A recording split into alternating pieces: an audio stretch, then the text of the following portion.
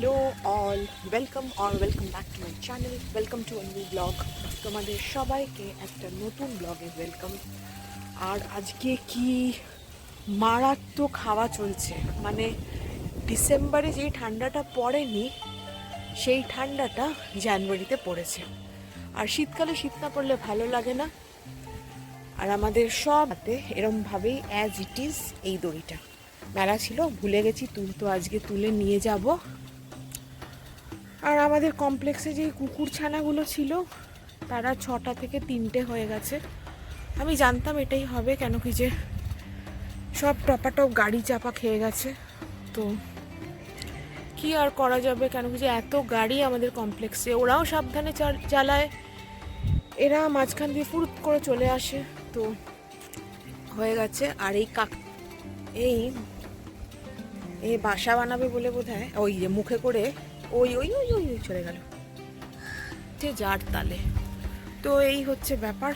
চলো ব্লগটাকে আজকে এখান থেকে শুরু করি। কি ঠান্ডা, এত ঠান্ডা কি ছাদে আজকে আমি হাঁটতে পারছি না। এমনি এখানে ছাদের রোদটা ভালো লাগে, কিন্তু এত হাওয়া দিচ্ছে না আজকে যে মানে একদম হাঁটতে পারছি না।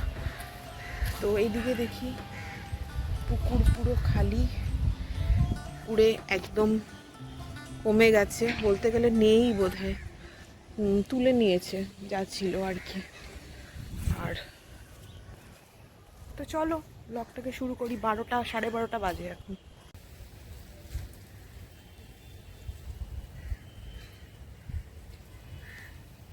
এই জামা কাপড়গুলো হচ্ছে কালকে মেলে গেছিলাম, আজকে তুলছি, অবস্থা ভাবো।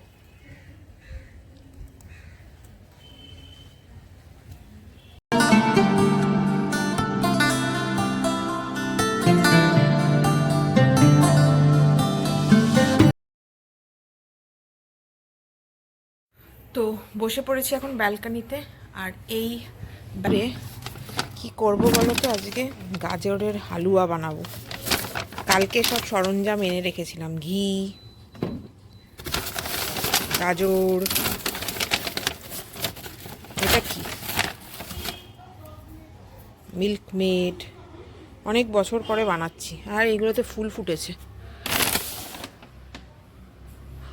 ও মা, তোমার ক্যাপসিকামের কি হয়ে এসছে বললে? ক্যাপসিকাম এসছে ছোটু? ও এই দেখো ছোটু ক্যাপসিকাম এসছে, এই দেখো ছোটু ক্যাপসিকাম এসছে। ফুল তো এসছিলই, কিন্তু এইটা মনে তো হচ্ছে ক্যাপসিকাম। Wow, good. আর আমার জেট প্ল্যানটা বেঁচে গেছে, মরে যাচ্ছিল।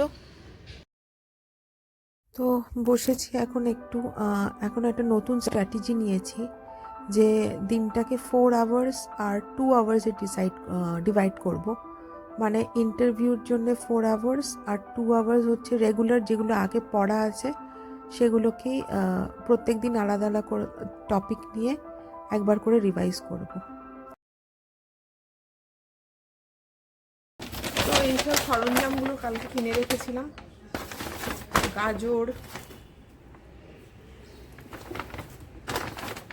1 কেজি, গাজর, ঘি। এই ঘিটা আমার খুব একটা ভালো লাগে না জানো তো মা, আমাদের ঘি ভালো, এই ঘি এর থেকে ওই ঘিটাই বেটার। আর একটা মিল্ক মেড, মানে অনেক দিন পরে বানাচ্ছি। খোয়া ক্ষীরও দেওয়া যায়, কিন্তু ওটা আমি পাইনি, তাই মিল্ক মেড দিচ্ছি। আর এগুলো হচ্ছে রেড ক্যারেটস, মানে এগুলো দিয়ে বানালেই বেটার হয়, মানে যেগুলোকে সিজনাল ক্যারেটস বলে আর কি। আর দিল্লি ক্যারেটসও বলে এটাকে। বাবা টাইট। তো এটাকে ভালো করে ধোবো, মাটি প্রচুর মাটি লেগে থাকে, ভালো করে ধুয়ে ফুয়ে গ্রেট করে, মানে একটু কোর্স করে গ্রেট করবো, খুব মিহি করে কিন্তু গাজরের হালুয়া গ্রেট করে না, একটু কোর্স করে গ্রেট করবো, যে এই ক্যারেটগুলো। আর তারপরে আমি নিয়েছি 1 কেজি ক্যারেট, মানে 1 কেজি হিসেবে অল্প একটুই হয়ে যাবে। তো এই ক্যারেটগুলোকে আমি ভালো করে ধুয়ে নিয়ে ওয়াশ করে মানে খোসা ছাড়িয়ে নিয়েছি হালকা হালকা, একদম করতেই খোসাগুলো বেরিয়ে যাচ্ছিলো। ভালো করে ধোয়াটা কিন্তু ভেরি ইম্পর্টেন্ট, কেন যে এটার মধ্যে প্রচণ্ড মাটি থাকে। আর এবার এটাকে গ্রেট করব গ্রেটার দিয়ে। এই গ্রেটারটাও নতুন কিনেছি, আগের গ্রেটারটা আমাদের ভেঙে গেছিলো, মানে এক পা খোড়া হয়ে গেছিলো গ্রেটারটা, তো এই গ্রেটারটা কিনেছি। এই মোটা দিকটা দিয়ে করবো, একটু কোর্সভাবে বেরোবে, এটা দিয়ে করব। এটা দিয়ে করব না সরুটা দিয়ে করব বুঝতে পারছি না, আরেকটা আছে এটা দিয়েও করতে পারি, এটাও চলবে। তো এটা দিয়ে গ্রেট করব। গ্রেট করতে তো আমার এখন হাতের ইয়ে হয়ে যাবে। চলো এটাকে গ্রেট করি, দেখি মোটাটা দিয়ে গ্রেট করলে কিরকম আসছে।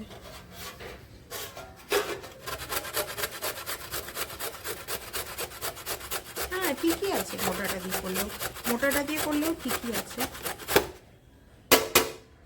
এই যে এরকম আসছে মোটাটা দিয়ে করলে, ঠিক আছে। আর সরুটা দিয়ে, এটা থেকে একটু সরুটা দিয়ে করি, এটাও গুড, এটা একটু সরু, তাহলে বোথ ইজ গুড। চলো এটাকে গ্রেট করি, তারপরে আবার আসছি। তো এই হচ্ছে 1 কিলো গাজর গ্রেট করে নিয়েছি। বললাম না অল্পই হবে, এতগুলো গাজর ছিল, দেখো হয়েছে এইটুকু। এটা ঘিতে যখন ভাজবো আরও ছোট হয়ে যাবে, দুধে যখন ফোটাবো আরও ছোট হয়ে যাবে, তো হবে হয়তো এইটুকুই হবে 1 কিলো গাজর। কিন্তু আমার হাত গেছে। ক্লাস থেকে বেরিয়ে অটোর জন্য ওয়েট হয়েছে, কি বলে ক্যাপসিকাম হয়েছে আমার গাছে, এইটুকু একটা, এইটুকু সবে ধরেছে। আর পালং শাক কত করে? 10 টাকা। তাহলে এক আটি পালং শাকও দিয়ে দাও, দিতে হবে একটু ডালের মধ্যে দেবো তো। আবার ওগুলো কি গো, পটল? হ্যাঁ, এইটুকুটুকু পটল, খেতেও মজা লাগে। সো ফাইনালি যোগা টোগা করে এখন বাড়ি ফিরছি। বিশাল ঠান্ডা পড়েছে, এখন ঠান্ডাটা পুরো জানুয়ারিতেই শিফট হয়ে গেছে। উফ, খুব ঠান্ডা। বাড়ি যাই, এক পোটলা সবজি বাজার হাতে, মানে মা বলতেই থাকে কিছু না কিছু একটা বলতেই থাকে। যাই বাড়ির দিকে, ও হো রাস্তা একটাই লোক নেই, অলরেডি 9টা বেজে গেছে। দেখি বাড়িতে কি রান্না টান্না হচ্ছে, খাওয়া দাওয়া কি হচ্ছে। তো বাইরে এখন মারাত্মক ঠান্ডা, বাড়িতে এলাম যোগা জদ্দোজাহাদ করে, যোগা করে, মানে যোগা করাটা একটা জদ্দোজাহাদ আমার জন্য। কিন্তু বাড়িতে এসে মা তুমি কি বানাচ্ছ? কি? আলু পরোটা। ওয়াও ম্যান, তাহলে তার সাথে ওটা কি হচ্ছে? তার সাথে টমেটোর চাটনি, তার সাথে আলু পরোটার সাথে হচ্ছে এটা পোড়া টমেটোর, বলো মা চাটনি, বলতে তো পারো, তুমি ব্লগে আসবে না, ঠিক আছে, চাটনি। আলু পরোটা তার সাথে পোড়া টমেটোর চাটনি, দিস ইজ দ্য ডিনার। আর বেগুন ভর্তাও আছে, wow great. This is the baingan, দেখতে তো ইয়াম লাগছে, খেতে কেমন জানি না, ভালোই হবে। আগের দিনও কম তেলে, এটা কি কম তেল না বেশি তেল মা? কম তেল। ওকে,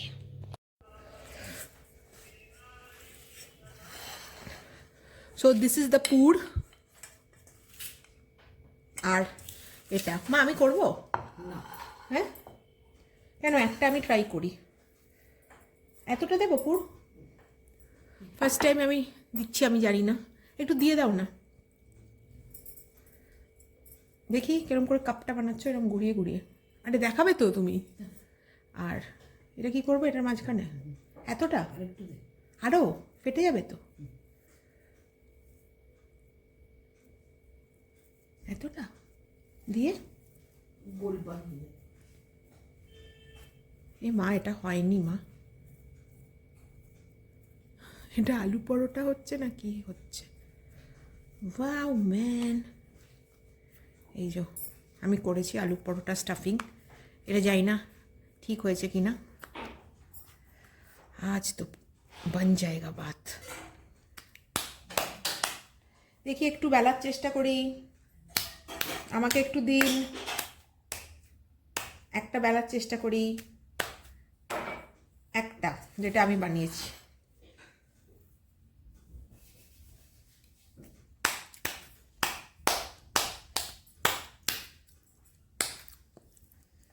আলু পরাঠা ইন দ্য মেকিং।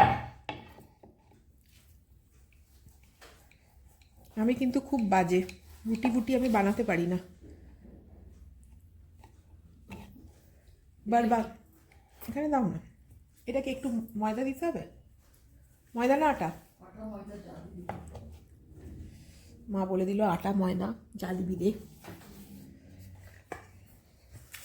গোল হওয়াটা ফ্যাক্টর না। আরে বড়িয়া,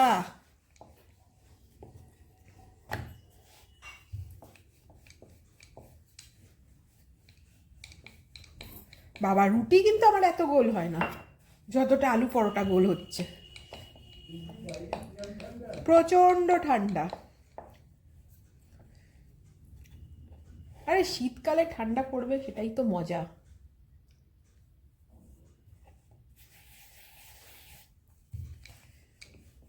ठंडे में ठंडा पड़ेगा तभी तो अच्छा बने। अरे बोलो, तुम्हारा चेहरा तो नहीं आ रहा है, तुम बोल तो सकती हो।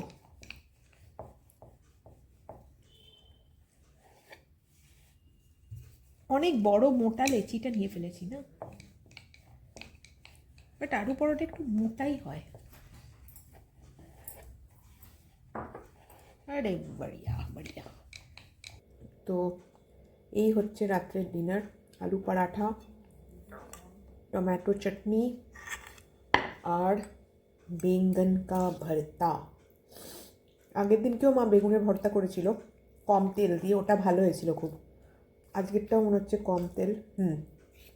এটা আর আলু পরোটা আমার ভালো লাগে বেশি দই দিয়ে, কেউ কেউ আচার দিয়েও খায়, কিন্তু আজকে মা করেছে, শীতকালে তো দইটা খাবো না, অ্যাভয়েড করবো।